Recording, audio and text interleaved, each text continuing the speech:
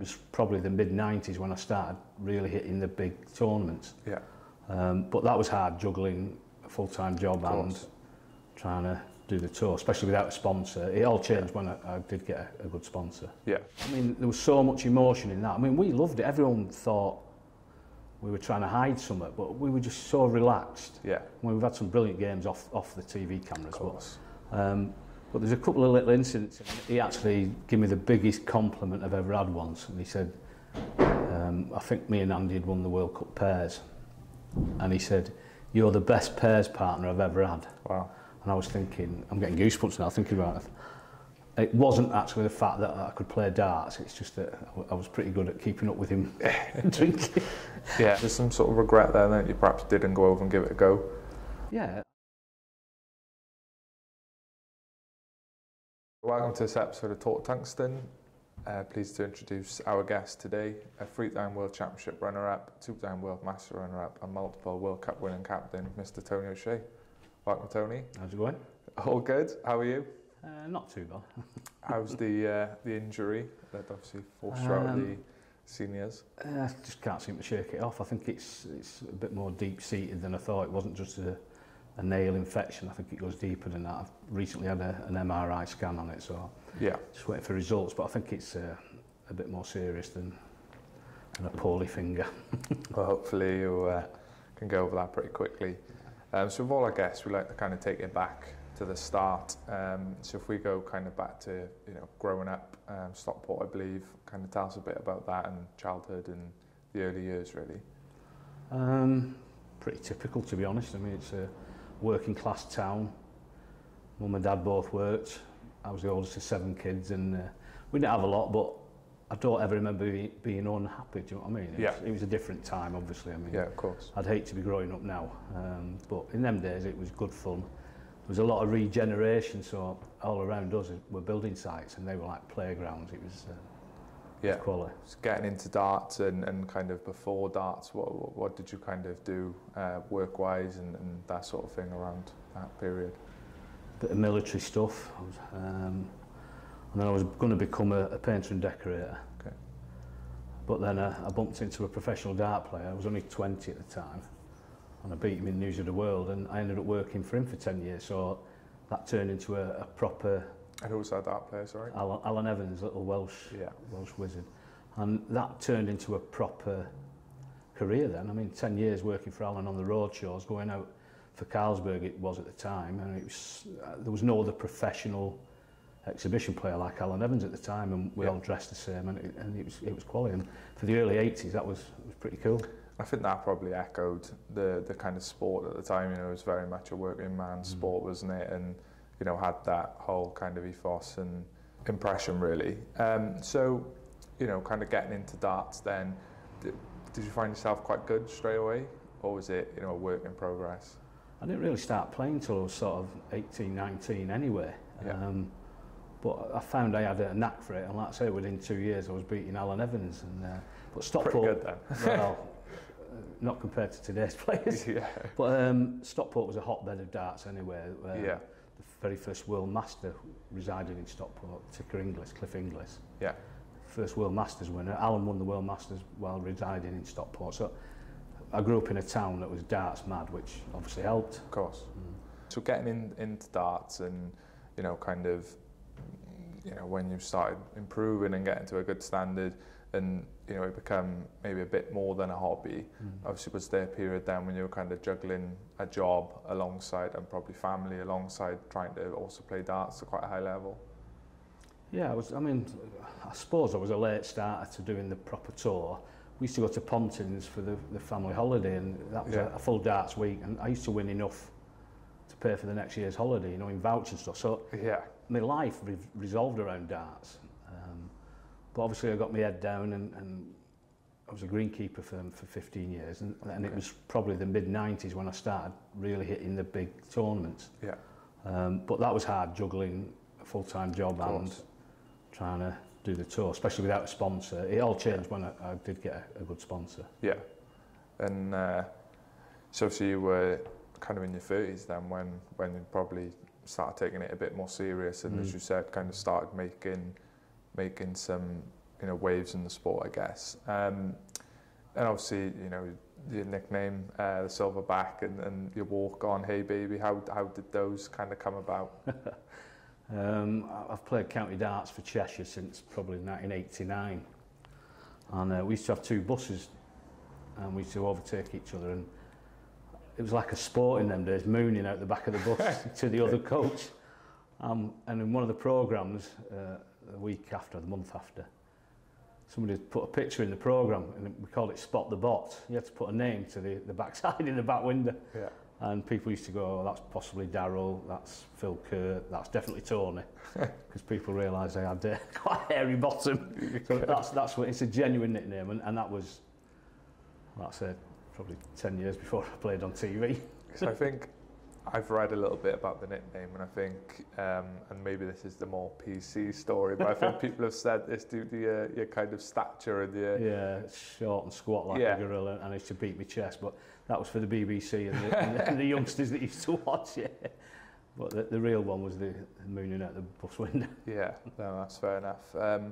And obviously, you're one of the names that's kind of synonymous with the BDO at a time when, it was doing really well and had some big names, and obviously, BBC coverage, and, it was a really good period.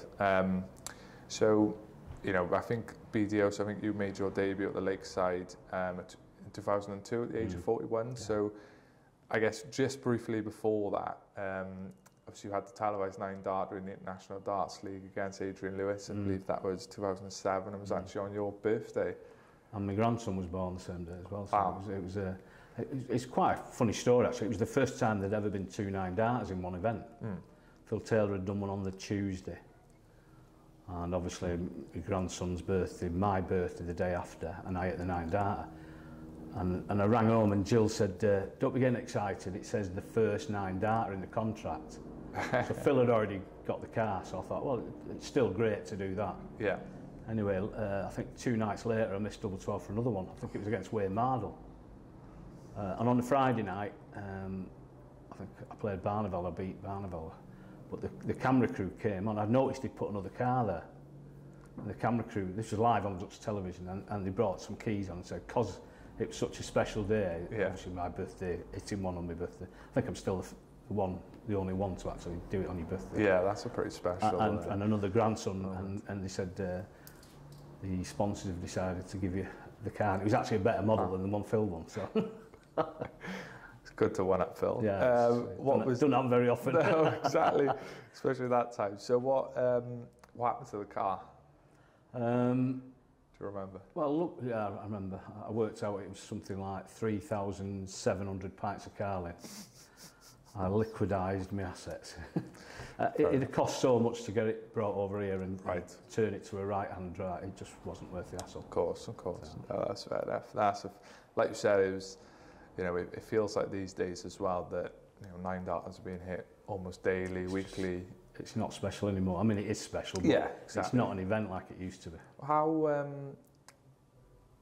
like I said, it feels for the professionals and the kind of, even the modus, the WTF, there's 9-darters so commonly. Yeah. But being kind of honest, did you hit a lot of 9-darters practicing and kind of leagues and things like that? Not so much leagues. A couple of tournaments I've hit one. I've hit 3 in one day at home. Wow. But that's just, you get comfy, and I was probably in bare feet and wearing shorts and stuff. It's easy when you're on your own, and everyone probably plays a lot better at home without people watching and any pressure of a game. So, but a 9-darter is special, it's perfection. Oh, it's brilliant. It's just that these modern players now, the standards are through the roof, they just make it look so easy. I mean, Michael Smith did one a couple of weeks ago, and nobody batted an eyelid, and it was... Luke's hitting one in almost every tournament he's playing, isn't he? Like you said, it's in some ways, I think maybe to the kind of non-darts fan, it doesn't feel as as kind of big as it used to. But like you said, to someone who understands the game and plays, it's still an amazing achievement. And most people go through their whole lives never hitting one. Yeah, exactly. So if we then look at the BDO and your kind of career in the BDO and that period of your life, So you said made your debut in 2002. How did it feel to qualify? Because that must have been, you know, on the bucket list almost. And I guess as you were improving and you know, getting some big wins, it must have obviously become an aim for you to obviously qualify. Well, obviously, being a county player, we had qualifiers to get so many spots. I think it was 8 spots at the Worlds. And I tried maybe 7 or 8 years on the trot, and I got to a couple of finals. One of them was against Mensur Sulovic. You know, nobody had ever heard of him then, and he looks so different now. But that's what it was. I mean, that was the standard of people you had to beat to get there. He was a quality player, Mensur, in his BDO days. So all them years, 7, 8 years trying, never quite got there. And I caught for that good sponsor in about 98, 99. And I went on the tour, and I found that because I was playing regular, I improved even more. It was actually easier going on the tour and picking points up to qualify than it was going through the county qualifiers. Right, okay. So it was progression because I was playing good players all the time. Yeah. And actually my debut year, I think I was sort of ranked about 18th in the world. So, you know, I got in there quite well. Yeah, exactly. You know, more than deserved, and as said, you know, it's a great achievement, kind of. Well, back in them days, it was special. Yeah. Because there was nothing else. That was the holy grail of darts. Yeah. Being, well, we called it the embassy. It was the embassy in them days. Again, going back to the roots of darts, it was all breweries and cigarettes. They were the main sponsors. It was all the pub trade. But it was something special, and just to get there, I mean, I think my guaranteed prize money, which I did lose in the first round, was about 2,500. Yeah. Me and Jill probably spent 3,000 that week. We stayed the whole week. We pushed the boat out because it might have been the one and only time, and if it was going to be the one and only time, I was going to enjoy it, and we had a fantastic 10 days. It was brilliant. And as you said, it's a great, you know, a great venue, and you know, I think for kind of, you know, dart fans, real kind of dart fans, you know, it's probably one of the best venues. You know, kind of. It's a brilliant, brilliant place. Well, if you look back at some of the old highlights, I mean, the BBC used to run shows in the afternoons during the week. Yeah. And they used to have the highlights from the night before, and it was, my mum and dad used to watch it religiously. Yeah. I was just gutted that they weren't around to actually come down and see me play at the Lakeside, because they loved Jockey and Eric and. That's what I was going to say. You know, people. So many greats. Yeah. Obviously, graced the stage. You know, and obviously not so much these days, but most. You know, Phil and other players had obviously won that one as well, and had played there, so it's kind of almost tick that off the list. You're a kind of bona fide dart player, and you've played at the Lakeside. Exactly. That's amazing. And as you said, probably your record there wasn't great for a few years. You know, I think you lost to Colin Monk first 2 years, which probably felt like a bit of a jinx. I think first and second round. Maybe. Yeah, I lost to Colin in the first round, and then I think I beat Ted first round the year after, and then lost to Colin in the second. So yeah, my first good run at it was probably 2004 when I lost to Merv in the semis. Yeah. And that sort of gave me a bit of belief, thinking, well, you know, they're all good players. You've won 3 games here, and it sort of kicked on a bit from there. Yeah, that's the thing, as you said. You know, just the names. You know, Colin Monk, Mervyn King. You know, they're names that everyone knows. You know, Merv's obviously gone over to the PDC and had a really good career. So, you know, I think probably, you know, 2009, you then obviously got to your first final. And obviously run Ted very close there, lost 7-6.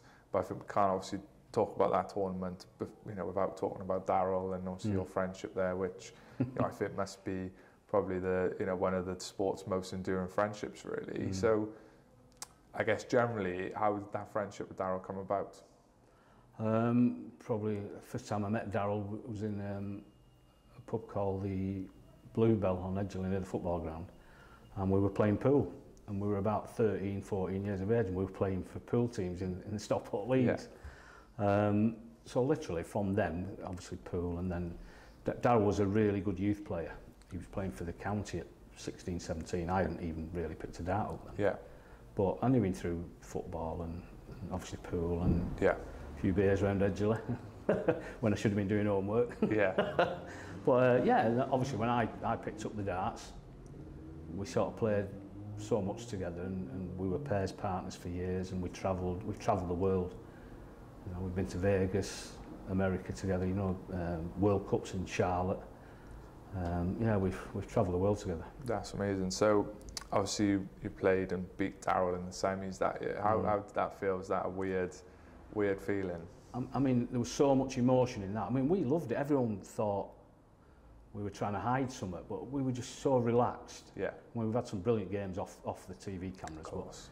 But there's a couple of little incidents in it where, like we did the sumo thing, that was never planned on my kids' lives. It was never planned. We never spoke about it. Yeah. But we used to do it once in a blue moon at an exhibition or something. And we just did that. And afterwards, where did that come from? Yeah. And then there was one leg I hit the bull or something, and he pushed me from behind. But it was a friend's push like. So there was a couple of things going on during the game, and we were just oblivious to it. We were just playing darts. It's a shame. I guess it kind of felt like you both, you know, almost you take a draw or both win it. You know, is. I mean, I remember. I think I hit the ball to win the match, and I remember sort of covering my face. I hated it. Yeah. But obviously, 10 minutes later, we were just like we know. Well, I think you know the kind of you know, then when you then played the final, you know, Darryl was probably, you know, he was throwing every dart with you. Yeah, he was there at the side. He was probably. I imagine he was probably more tired of you at the end of the match, watching him go through it in the crowd with your family. It is harder watching. I mean, when you're on the stage, if you're on your game, you can do something about it. But if you're sat watching somebody, I mean, my wife used to hate watching me play darts. Yeah. So would you say, playing Darryl in that kind of occasion, would you say it was easier because it felt like just having a throw with your mate, or was it almost more subdued because, as I said, you know, you kind of didn't want to be the guy that beat him in the semi, you know, because you're taking that opportunity away from him as much as you wanted to win it yourself. I remember we spoke about it, well, a few times afterwards, but everyone else seemed to be getting more agitated about it than me and Darryl did. It was a decent game, you know, we enjoyed it. There were some great arrows. Yeah, it was a good game. That's good. I think, I'm not sure if it was against Darryl, but I held the record for 140s in a match. Right, okay. I think it was 59 or something.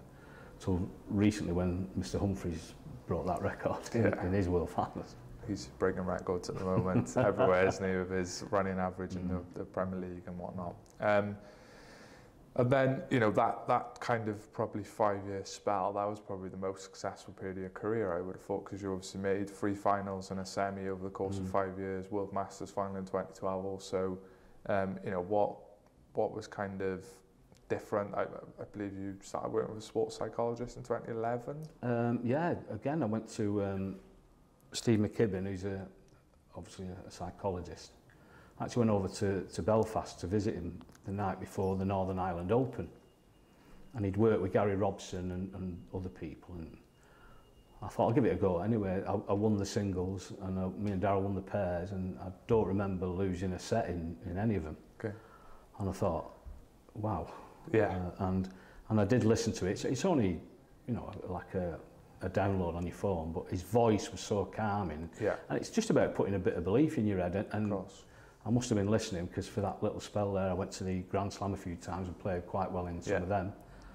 And in 2009 especially, I mean, that was before the psychologist, but something changed. I think that getting to the final gave me a lot of confidence anyway. Yeah. I mean, in 2009, I think I won 7 or 8 world ranking events. I was world #1. Yeah. Which made me #1 seed then for the year after. So that 12-month period, I was pretty much unbeatable. Yeah.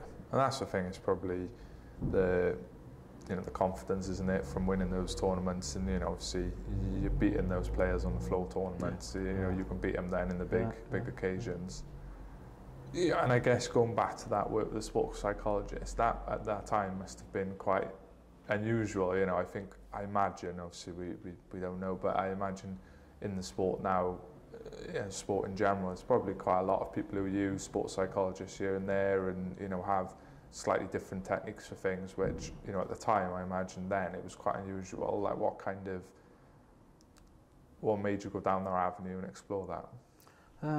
Probably Gary Robson mentioned it, and obviously he's a bit of an enigma. He's such a good player, but he never produced it on the stage. I don't think it actually worked for Gary. It worked a little bit for me, but the same guy, Steve McKibben, worked with Scott Mitchell, he became world champion, Yeah. and he worked with Glenn Durrant, so you know, he's up there in his field, and he's had some great results out of it. So, and it definitely helped me for a spell. Yeah. But I'm a bit of a different generation. I probably got a bit lazy and didn't follow it up properly. But I imagine it's, you know, there's probably lots of players now who are looking at that sort of thing, and you know, probably a lot wider than we would imagine. Yeah. And obviously that period, that, you know, the back-to-back finals, obviously beat Wesley Harms in successive semis. That must have been, Wesley must have been sick of the sight of you. Well, I'd beat him a few times on the tour as well, so, and he wasn't the easiest to get on with, to be honest, Wesley. He had, I mean, fair play to him, you know, if that's how you want to be, but he didn't really get involved with people. He never spoke to anybody, so it was easy to get up for games with Wesley. Yeah, and obviously, you know, you had the loss to Christian Kist, who was obviously an unranked, kind of quite an unknown player at that time, to the cameras anyway. I don't know, obviously, if you were quite aware of him on the floor side of things, and then obviously Scott Waits the following year. I mean, around that time when Christian came over, Darryl had actually been living in Holland for a spell. Right, okay. And played Super League with Christian Kist. Ah, okay. And he was telling us, oh, watch out for this young Dutch kid. Yeah. And when it was all over and he'd won it, Darryl said he's not actually played anywhere near as easy he can. He said he's quality. Yeah. And he told everyone, and I think quite a few people so you, I a guess few you, quid. Yeah, well, that's the thing, isn't it? And then obviously I think, you know, you probably won't thank me for mentioning this, but obviously the Scott Waits final was a bit probably disappointing from your point of view. To be honest, again, I played well the whole week, but again, health issues. I mean, I've been diabetic, so I could probably put it down to the day I turned diabetic. Yeah. I was in Turkey for 2 weeks playing in the for England, and I won the Turkish Open, and the beer was terrible. So I had 2 weeks of drinking sex on the beach, pints of sex on the beach. So I think that sent me diabetic. But and the Scott Waits final, I definitely felt it that day. Yeah, and you know, as you said, it's Scott Waits. You know, he was obviously a brilliant player at that time, and obviously done, you know, won the Grand Slam, and kind of his credentials go without saying, really. And obviously now things are a little bit different with the PDC and the Q School and that sort of thing. But I believe around your time, when obviously you had that really successful period, the PDC were offering tour cards, 2-year tour cards, to anyone that made the semis, I believe. And I think Stephen Bunting might be the only one that took up the opportunity. I think it was the World Masters, if you got to the semis and the final Worlds. I think I turned down 6 or 7 wild cards, tour cards. Was you ever close to moving across? No, because I always had this thing in my head, I wanted to win the embassy, and it's not there now. But for all the years I was playing serious darts, I just wanted to win at the Lakeside, and it was tunnel vision really, and probably wrong, but that's what I thought. Yeah, as you said, it's probably a generational thing. You grew up watching it, and then it was on your bucket list to kind of win. Whereas, you know, for youngsters now, and obviously it's a different situation now, but probably not the same kind of. No, I was probably too focused on that. I mean, if you know anyone with a time machine, there's a drink in it for him. You know what I mean? I'd do it differently if I went back. Yeah, I was going to say, you know, regrets are maybe hard to. You know, regrets probably maybe the wrong word when we talk about how successful your career was, but is there some sort of regret there that you perhaps didn't go over and give it a go?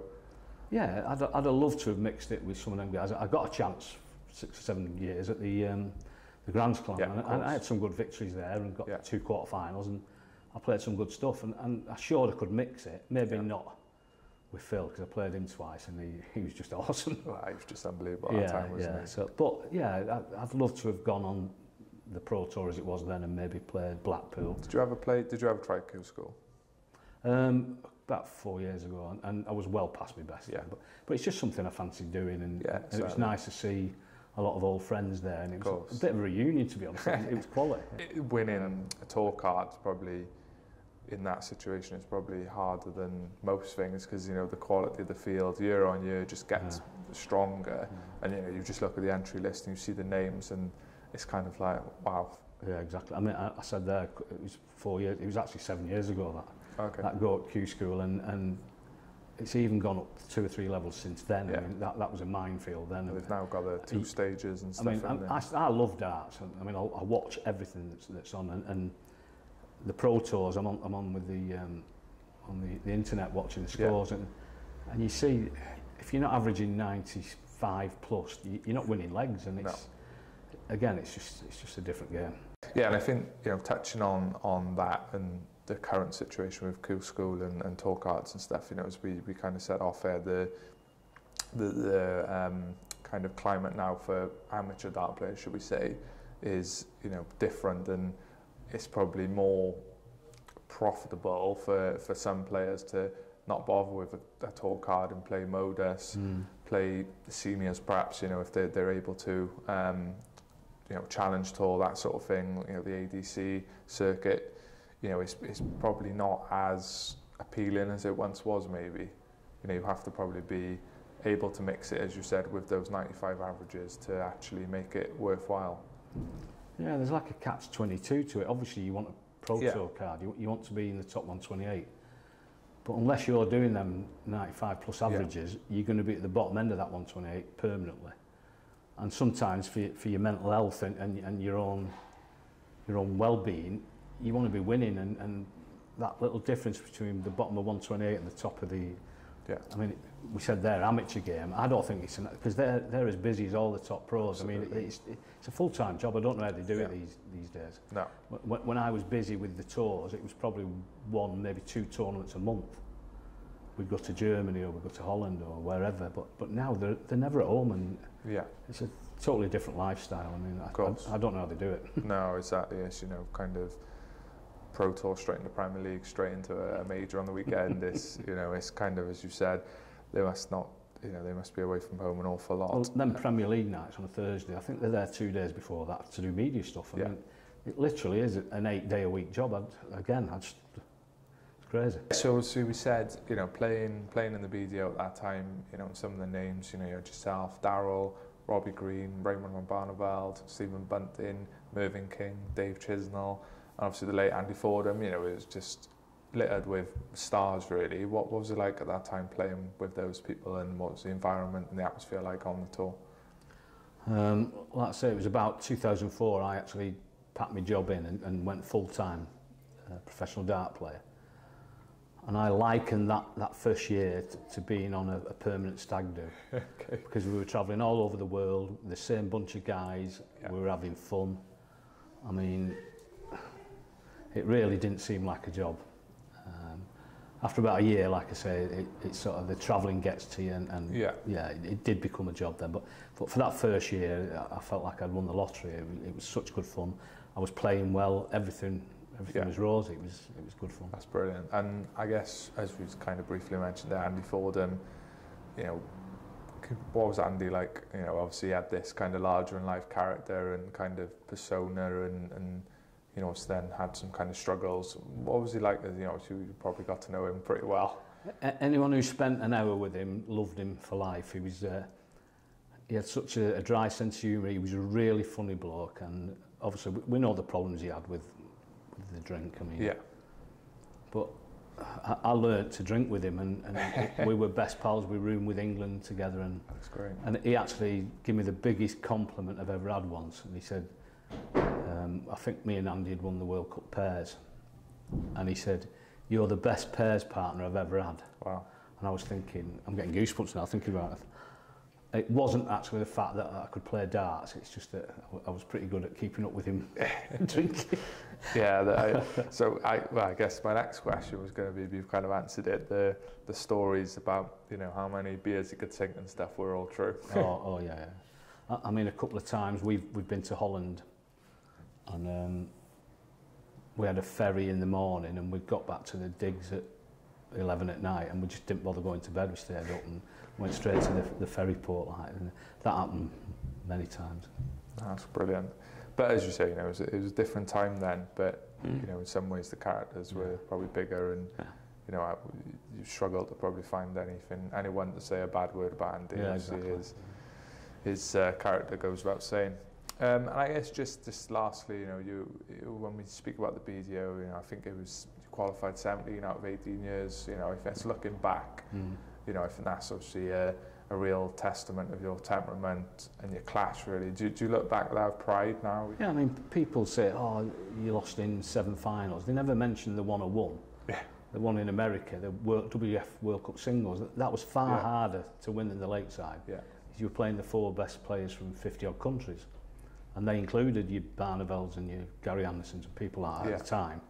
So nobody ever mentions that. But obviously, of course I'm proud. I mean, just to get to one fight, just to get to one Lakeside, the original one. Yeah, exactly. That was me happy. Yeah.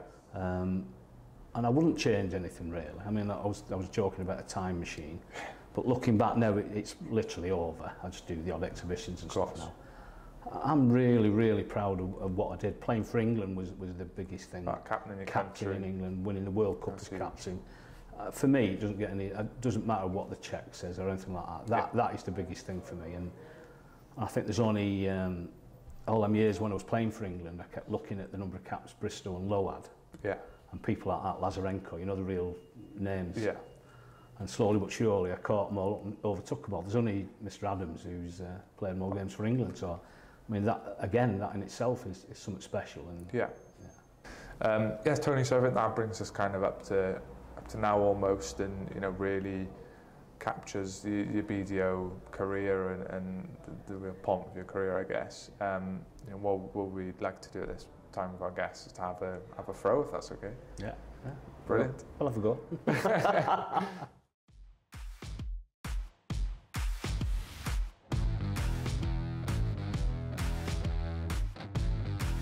Game on.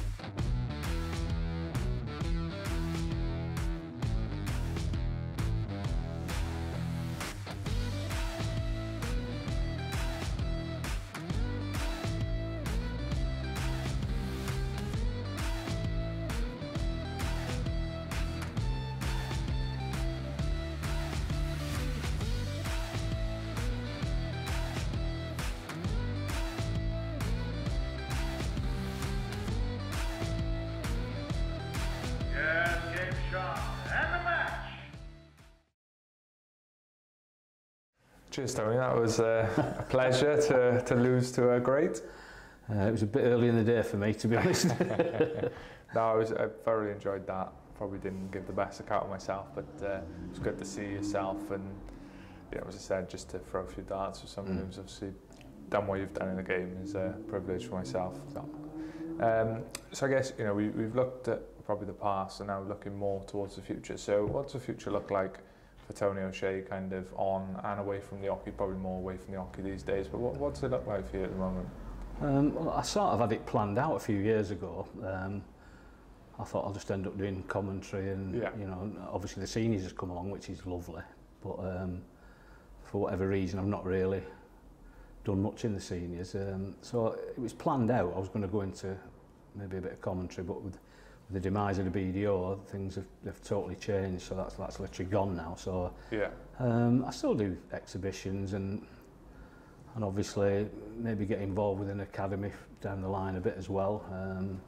So there's still options, but again, at 63, I'm probably getting to the stage where I know I certainly couldn't travel like they do these days. So yeah, I'm going to take it easy, but I'll never really fully retire. A bit like John Lowe, he's never retired.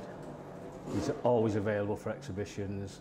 He still loves the game, and that's why he does it. And I can see myself, if somebody wants me to go to their pub or club and do a presentation, hopefully if I'm 90 I'll still do it, do you know what I mean? Yeah, so I just love darts and just to be involved. Do you still play for a team?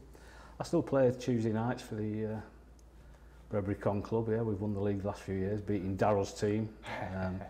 I still play Super League, Lancashire Super League, I still play that. Yeah, so yeah, I still play to a good standard, and now and again I do put the odd ton plus averages in, you know, but again, Father Time catches up and it's not always there. So what about away from the hockey, you know, what's kind of occupying your time these days, I guess? Beloved Stockport, go and watch them quite a bit. When I get a chance, yeah. I mean, obviously they're on the up at the moment, but I've been a Stockport fan since 1972, my first game, West Ham in the League Cup. Yeah.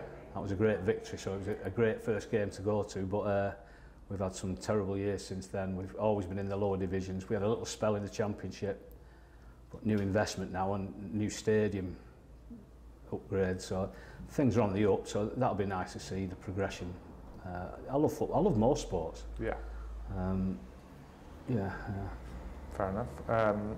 And then, you know, I guess talking about the future, and especially in a darting context, probably can't really, you know, we can't really talk about talking about Luke Littler and the Luke Littler effect. What do you make of that? And, you know, what's kind of, yeah, how have you seen it really? Well, I mean, darts was booming anyway, and then young Luke comes along and just changes all the rules again, doesn't he? And it's brilliant. I mean, I know, speaking to people, I was at the Blackburn Academy recently, which is one of the better ones. Yeah. And they're at full capacity. They've got waiting lists. All these academies now have kids queuing up to try and get a spot. They're just not big enough. Yeah. And that is what they call the Luke Littler effect.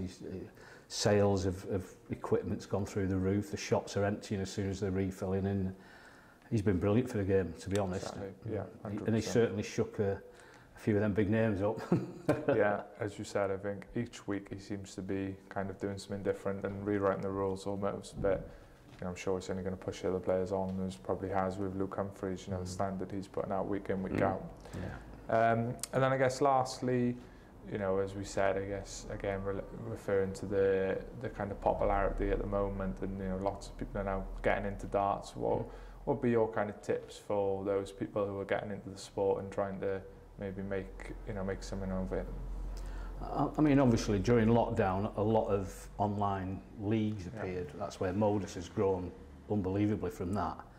So people want to play more, but to me, you can't beat being in a venue face to face playing a competition game. Yeah. So whether it's a Tuesday night, a Thursday night, local leagues, the more of them you can play in, the better your standard will get, the more experience you'll get. I know, unfortunately, these days it costs a lot of money to do it, but for me, face-to-face competition games, you just can't beat it. Yeah, and as you said, you know, there's so many opportunities out there now with the ADC and all the vaults and stuff, which you know, kind of gives that platform and that opportunity for people to go out and you know, and also you will see some big names in those tournaments as well. You know, see some great darts, you know, 9, 10s. Darts being thrown quite often. Again, I mentioned the Modus a minute ago. I mean, I do have a lot of spare time, so I do watch a lot of it. And there's people popping up every week I've never heard of, never seen before, from here and Europe, even Canada. Jacob Taylor, I think his name was. Probably a senior player. He lost to Luke in the final, actually, didn't he? Yeah, I watched I think it's on the highlight reel all the time. Yeah. But I'd never seen him play. I'd been to Canada. I don't remember seeing Jacob, but what a great player he is, and he's not a spring chicken, you know. I mean, because of Modus now, millions of people know who Jacob is, and a quality dart player. And I think he's he's just on the verge of joining the senior, so there's another one now to push us all fellas further down the list. Well, that's the thing, you know, and we've touched on seniors a little bit, but you know, it's no mean feat, is it? You know, some of the names there, you know, Phil Taylor, yourself, Darryl, you know, as we said earlier, you've got some of the players who have just come off the tour, you know, Robert Thornton, you know, you've got Leonard Gates, who's at the World Championships in the last couple of years, so, you know, it seems to be the standard even there is really high. Again, I was saying about Jacob Taylor, nobody really knew who he was. There's people joining at 50 years of age now who I've never seen play before, and the few events I've been to, they've been there playing on the floor, and the quality dart players, and it's giving opportunities for people who are not known to come and show what they can do, and maybe because they're not on the main tours, either Pro Tour or WDF tours, that seniors tour is giving them an outlet to come and show us what they can do, and there's so many good people just over 50 years of age. The one thing that I was going to ask you that wasn't in my notes but kind of come up in conversation, the book, when do we expect to see that hitting our shelves? Yeah, the autobiography. I mean, a company came to me probably 2 years before lockdown, and she said, oh, you know, you've been to them finals, we think it'd make an interesting story, and I just said that'll be the small part of it. I've led such a funny, interesting and busy life, and so I started my autobiography just before lockdown. I'm probably over halfway through it now, and I'm still not really even playing darts yet. So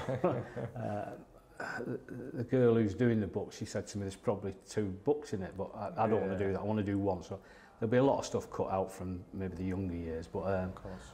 But some of the dart stories, I mean, if I was allowed to put everything in, it'd be a bestseller. But of course, yeah. Well, hopefully we'll get to see that hit our shelves at some point in the near future, and you know we'll certainly give that a read. I'm sure it'd be great.